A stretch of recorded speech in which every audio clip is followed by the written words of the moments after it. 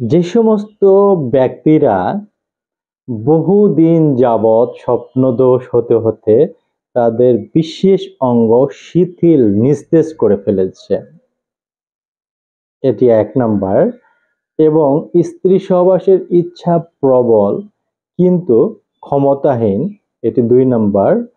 ৩ number হচ্ছে সহবাসকালে শক্ত হয় না, যদিও হয় অল্পতেই সেই ব্যক্তি পতন হয়ে যায়, এটি ধরে রাখতে পারে না।